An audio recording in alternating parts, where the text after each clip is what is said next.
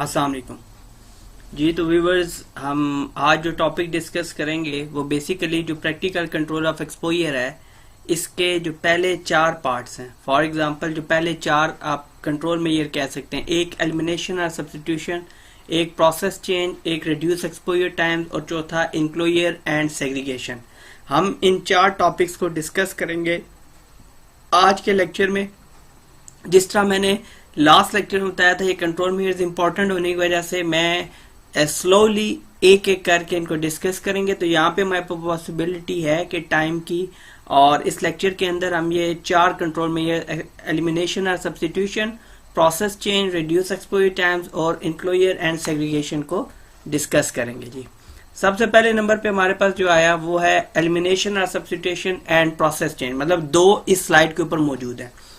Eliminate, जिस तरह पहले से हम डिस्कस करते आ रहे हैं, किसी भी चीज को मुकम्मल तौर पर खत्म कर देने का नाम है, जबकि सब्स्टिट्यूशन किसी भी चीज के मुतबादल के लिए इस्तेमाल होता है। पहले नंबर पे eliminate process, example outsourcing painting, मतलब अगर आपने पेंटिंग या इस तरह का कोई स्प्रे वगैरह करना है तो वो आप आउटसोर्स कर दें, खुद मत करें बल्कि आउटसोर्स कर दें।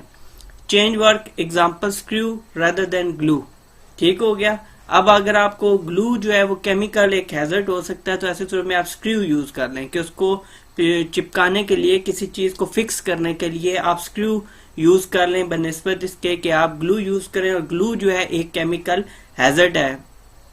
डिस्पोज ऑफ अनवांटेड स्टॉक, और जो भी अनवांटेड स्टॉक है आप उसको महफूज करके नहीं रखेंगे। ये ऐसा ना हो कि आप कहें जी स्टोर में रख देते हैं, बाद में काम आएगा, और ये केमिकल है, ये किसी जानवर को भी नुकसान पहुंचा सकता है। इवन कोई बच्चा किसी स्टोर में गया और ये गिर गया, इसके नतीजे में उसको कोई ना कोई प्रॉब्लम हो सकती है। तो इस चीज को अवॉइड करने के लिए अनवांटेड स्टॉक आप नहीं रखेंगे बल्कि उसको डिस्पोज ऑफ कर देंगे। Next, substitute hazardous for non hazardous, मतलब कि जो खदशे वाली चीजें हैं उनको बगैर खदशे की चीजों के साथ, या ऐसे केमिकल्स जो खदशा, जिनके अंदर खदशा मौजूद है कि वो नुकसान पहुंचा सकते हैं, हम उन केमिकल्स को नॉन हैजर्डस ऐसे केमिकल्स के साथ रिप्लेस कर दें जिनसे हमें कोई खदशा नहीं है। Example, irritant to non hazardous floor cleaner or corrosive to irritant, मतलब ये है कि अगर इरिटेंट है आपका फ्लोर कोई भी केमिकल ये, तो उसकी बजाय आप फ्लोर क्लीनर यूज कर लें। इसी तरह क्रोसिव की जगह इरिटेंट यूज कर लें। क्रोसिव ज्यादा खतरनाक है और इरिटेंट कम खतरनाक है। तो इस तरह से आपने मुतबादल की तरफ जाना है। Next, change physical form of substance to ones that less harmful, और किसी भी केमिकल सब्सटेंस की, बायोलॉजिकल सब्सटेंस की आप देखते हैं कि अगर हम इसकी फॉर्म चेंज कर दें तो ऐसी सूरत में भी इसके साथ मौजूद खदशात कम हो जाएंगे, ये हमें कम नुकसान पहुंचाएगा। तो फिर हम इस ऑप्शन की तरफ भी जाएंगे। Next, process change. Process change ये है कि फॉर एग्जांपल आप अप्लाई कर रहे हैं solvent by brush instead of spraying, मतलब क्या है कि प्रोसेस ऐसे चेंज हो गया कि आप उस काम को करने का तरीकेकार बदल डालें। आप पहले स्प्रे कर रहे हैं तो स्प्रे का क्या इश्यू होगा कि बहुत ज्यादा वेपर्स जो है वो एयर में रहेंगे और इनहेल हो सकते हैं और इस तरह के प्रॉब्लम्स आ सकते हैं। जबकि अगर आप ब्रश से करेंगे तो ऐसी सूरत में ज्यादा जो वेपर्स हैं वो एयर के अंदर नहीं आएंगे। इस तरह से आपकी एयर कंटेमिनेशन कम होगी। वैक्यूम रेदर देन स्वीप, आपने देखा होगा आप अगर झाड़ू का इस्तेमाल करेंगे तो उससे डस्ट वगैरह आपकी उठेगी, और जबकि आप वैक्यूम करेंगे तो वैक्यूम उसको वहीं पे सक कर लेगा। तो इसके नतीजे में जो डस्ट है, स्वीप के नतीजे में डस्ट बहुत ज्यादा पैदा होगी, और अगर आप वैक्यूम यूज करेंगे तो वहां पर डस्ट बहुत ज्यादा कम होगी, और इस तरह आपकी एयर पोल्यूटेंट नहीं होगी। एयर कंसेंट्रेशन या एयर बोर्न जो आपके कंटेमिनेंट होंगे वो कम होगी, या एयर बोर्न जो कंटेमिनेशन है, जो आलूदगी है, वो आपकी बनिस्बत कम होगी। तो इस तरह प्रोसेस चेंज कर देने से आपको बहुत ज्यादा फायदा होगा। नेक्स्ट, थर्ड वन, पहला हमने डिस्कस किया एलिमिनेशन और सब्स्टिट्यूशन, दूसरा हमने इसके अंदर डिस्कस किया प्रोसेस चेंज, तीसरा कंट्रोल मेजर हम डिस्कस करना चाह रहे हैं reduce exposure time.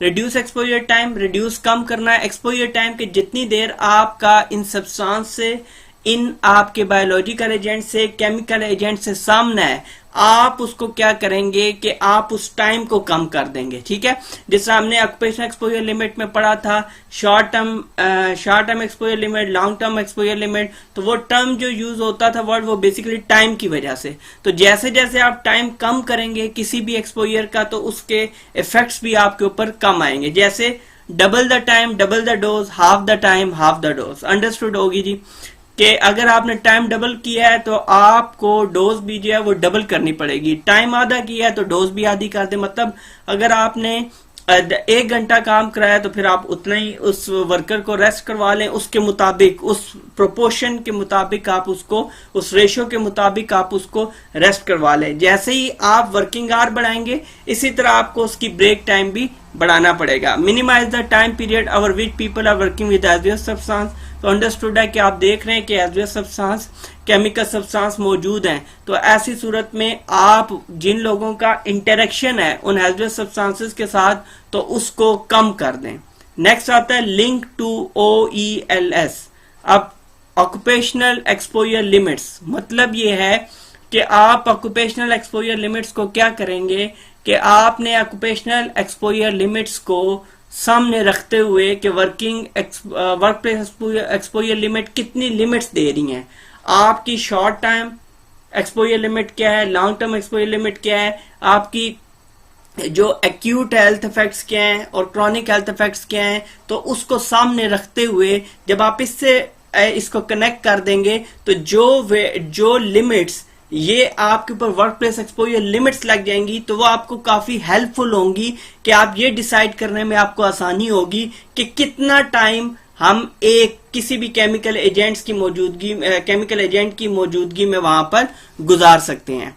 Next, fourth one, पहला डिस्कस किया एलिमिनेशन और सब्स्टिट्यूशन, दूसरा प्रोसेस चेंज, तीसरा हमने किया रिड्यूस एक्सपोजर टाइम, और चौथा जो आज का हमारा लास्ट टॉपिक है वो है इंक्लोजर एंड सेग्रीगेशन। इंक्लोजर होता है किसी चीज को बंद कर देना, ठीक है, किसी चीज को अलग से बंद कर देना, और सेग्रीगेशन होता है किसी चीज को अलग कर देना। इंक्लोजर में क्या होगा, टोटली इनक्लोज द सब्सटेंस, जितने भी केमिकल है जो सब्सटेंस है, आप इन सब के सब सब्सटेंस को क्या करेंगे, टोटली इनक्लोज कर देंगे, इनको बंद कर देंगे।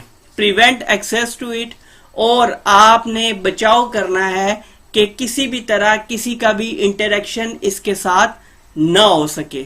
Next, segregation. सेग्रीगेशन में क्या होगा कि आप इसको अलग कर देंगे। किससे आप अलग करेंगे, कैसे, कि कीप पीपल अवे, कि जिस जगह पे ये स्टोर है वहां पर आपके लोग ना हो, और जिस जगह से लोग गुजर रहे हैं तो उनके रास्ते में, उनके पाथवे में किसी भी तरह का बायोलॉजिकल या केमिकल एजेंट या सब्सटेंस हैजरस सब्सटेंस मौजूद ना हो। डेजिग्नेटेड एरियाज, अब आपने हमेशा केमिकल्स को डेजिग्नेटेड एरियाज में ही रखना है। फॉर एग्जांपल, पता हो कि केमिकल स्टोरेज, और इवन स्टोरेज करते हुए भी आपने याद रखना है कि जनरल जो आपका मटेरियल होगा उसके साथ कभी भी हैजरस सब्सटेंसेस को आप स्टोर नहीं करेंगे, उनके लिए स्टोरेज का आपका अलग से इंतजाम होगा। ये 4 टॉपिक हमने आज जो डिस्कस किए, जो 4 हमने कंट्रोल में ये डिस्कस किए, उनमें पहला एलिमिनेशन एंड सब्स्टिट्यूशन, दूसरा प्रोसेस चेंज, तीसरा रिड्यूस एक्सपोजर टाइम, और लास्ट वन था इंक्लोजर एंड सेग्रीगेशन।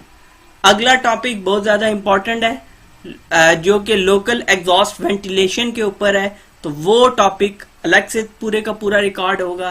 तब तक के लिए इजाजत दीजिए, अल्लाह हाफिज।